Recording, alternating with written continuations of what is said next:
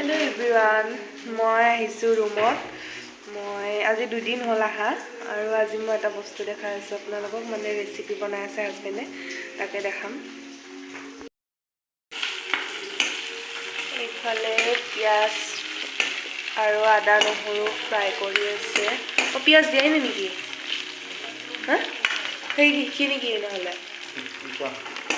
পিছাখিনি পিছত দিবি। এইফালে পিছা পিঁয়াজ আলু পটল আৰু বিলাহী কাটি কিনে ৰাখিছে আৰু এইফালে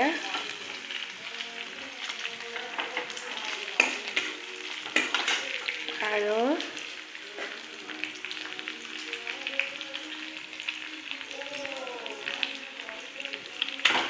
এতিয়া মাংস দিছে।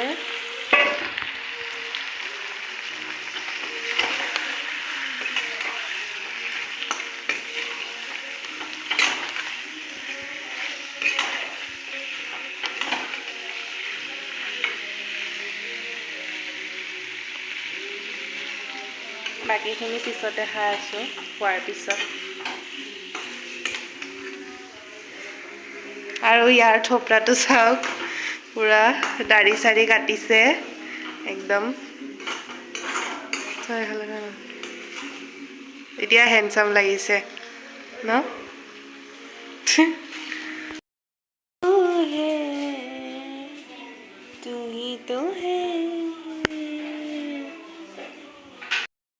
পানী ঢালি দিছে আৰু ধনিয়া পাত দিব। এইফালে ভাত বহাই দিছোঁ, খাম অকণমান দেৰিকৈ। এতিয়া 10:30 বাজিছে আৰু আমি এতিয়া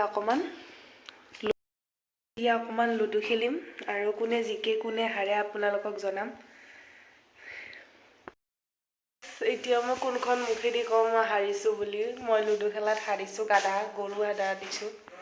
মই কাটিব যাওঁতে মই নিজে হাৰি আছোঁ কাটি আৰু এতিয়া ভাত খাওঁ। মাংস হৈ গ'ল, কি কালাৰ উঠছে একদম, সেইকাৰণে একদম খাওঁ খাওঁ লাগি গৈছে। এতিয়া খামেই আৰু এতিয়া ভাত।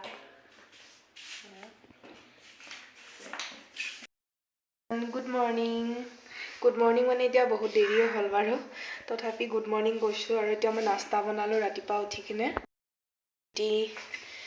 ৰুটি আৰু পৰঠা, মানে ৰুটিকেইটা মই খাম কাৰণ মই ডায়েট মেইনটেইন কৰি আছোঁ, আৰু পৰঠাকেইটা সি খাব। আৰু ইফালে মাংস ওলাব, ৰাতিৰে মাংস আছিলে। মাংস এণ্ড ৰুটিকেইটা পূৰা কিনা পৰঠা নিচিনা হৈছে ন, ৰেডিমেড পৰঠা যে কিনিব পায়, কিন্তু নহয়, মই নিজে ঘৰতে বনাইছোঁ বাৰু। আমি এতিয়া খাওঁ। আৰু এতিয়া ইভিনিং চাহ চিঙৰা।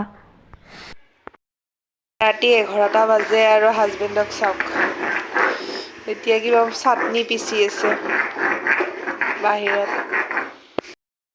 আৰু এয়া ৰাতিৰ ভাত সাজ, পুৰা চিম্পল নিৰামিষ ভাত। হেল্ল' এভৰিৱান, আৰু মই এতিয়া যাই আছোঁ ঘৰত। এতিয়া আজি ঘৰত যাওঁ বুলি ভাবিছোঁ। এয়া ঘৰত আহি কিনে দৈ চিৰা আৰু কল, তাৰপিছত চাহ পিঠা লাড়ু। মই ঘৰতে আছোঁ আৰু যাম অকণমান পিছত ৰুমত, মানে ৰাতিকৈ যাম। হাজবেণ্ড ডিউটিত গৈছে, সি আহি পোৱাৰ আগে আগে যাম আৰু। তাৰপিছত এতিয়া ঘৰতে আছোঁ, অকণমান শুই লৈছিলোঁ। এতিয়া ভণ্টি মেগী বনাই আছে, তাকে খাম। মেগী বনাই আনিছে, জাষ্ট দেখি কেনে একদম খাওঁ খাওঁ লাগিছে। একদম বেয়া জুতিকৈ বনাইছে, একদম কাজু বাদাম চাদাম দি কিনে খাওঁ আৰু। ঘৰত আহি পালোঁ আৰু এতিয়া অকলে আছোঁ বৰ্তমান। আৰু জাষ্ট আহি কিনে ভাত বহাই দিলোঁ। এতিয়া হাজবেণ্ড আহি পাব 9টা 9:30 মানত আহি পাব। মই এতিয়া ভাত পানী বনাই কিনে ৰেডি কৰি থৈ দিওঁ। আৰু এয়া হাজবেণ্ডৰ কাৰণে টিফিন বনাইছোঁ, ৰুটি ভাজি আৰু ভাত দাইল ভাজি।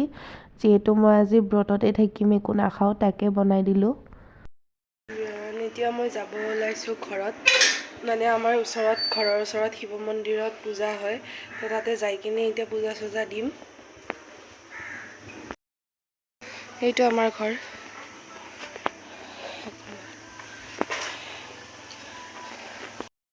মেও মেও মেও বিল্লি কৰতি মেও মেও কি মেও মেও কৰি আছা ঐ যাবা দি মোক বদমাছ একো আনা নাই তো মই মা এই মোক কেনেকে ধৰছি চাচোন মোক এই যাবা নেদে চানা তই মাত না মই যাব পাৰা নাই কাৰণে মোৰ ভৰিখানে ধৰছি মাত না তই মোক যাবাই দিয়া নাই জানানা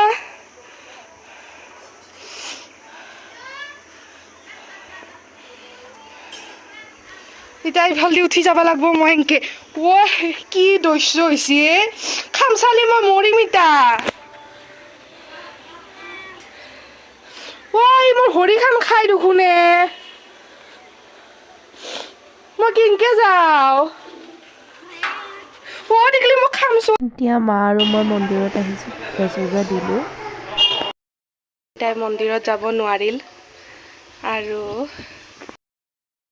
আহিলোঁ পূজা কিনে এয়া মোৰ লুক মেখেলা চাদৰে পিন্ধিছোঁ মানে ভাবিছিলোঁ প্ৰথমতে যে মেখেলা চাদৰ নিপিন্ধোঁ কুৰ্তি পিন্ধি যাওঁ কিন্তু যিটো আমাৰ অসমীয়া নিয়ম আৰু মানে মন্দিৰত গ'লে যিমান যি হ'লেও কুৰ্তি পিন্ধি যাবৰ কাৰণে ভাল নালাগে তো এইকাৰণে মেখেলা চাদৰে পিন্ধিছোঁ এনে ঘৰতে আছিল আৰু চিম্পল তাকে পিন্ধিছোঁ